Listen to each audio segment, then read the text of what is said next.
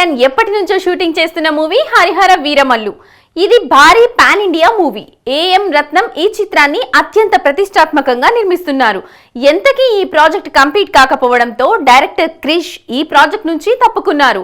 నిర్మాత ఏఎం రత్నం తనయుడు జ్యోతికృష్ణకు దర్శకత్వ బాధ్యతలు అప్పగించారు. అయితే ఇప్పుడు వీరమల్లు విషయంలో పవన్ ఆలోచన మారిందనే టాక్ వినిపిస్తోంది. ఇంతకీ పవన్ ఏం చేయనున్నారు? పవన్ కళ్యాణ్ నటిస్తోన్న first pan India movie Veeramallu. అందుచేత ఈ సినిమాను చాలా ప్రతిష్టాత్మకంగా తీసుకుని భారీగా ప్లాన్ చేశారు. అయితే అనుకున్నది ఒకటి, అయింది మరొకటి. 4 సంవత్సరాల నుంచి ఈ సినిమా షూటింగ్ జరుపుకుంటూనే ఉంది, కానీ ఇంకా కంప్లీట్ కాలేదు. అందుకని ఇక లాభం లేదనుకుని క్రిష్ ఈ ప్రాజెక్ట్ నుంచి తప్పుకున్నారు.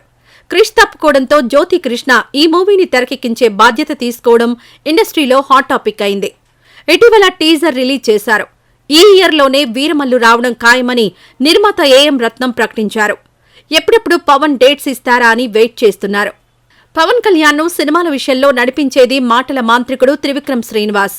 అయితే వీరమల్లు విషయంలో అంతా చూసుకోమని త్రివిక్రమ్ని పవన్ కోరారని తాజాగా ఓ వార్త ప్రచారంలోకొచ్చింది. రియల్ లైఫ్ ద్వారా కుదిరిన వీరి స్నేహం రియల్ లైఫ్లో కూడా కొనసాగుతోంది. వీరమల్లు సినిమా అనుకున్న టైంకు పూర్తి చేయాలంటే అది త్రివిక్రమ్ వల్లే అవుతుంది.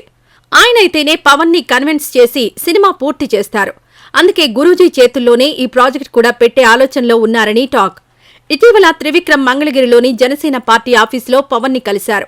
అప్పట్నుంచి మరింతగా ప్రచారం జరుగుతోంది. గుంటూరు కారం తర్వాత త్రివిక్రమ్ సినిమా బన్నీతో అని ఎప్పుడో ప్రకటించారు, కానీ ఎలాంటి అప్డేట్ లేదు.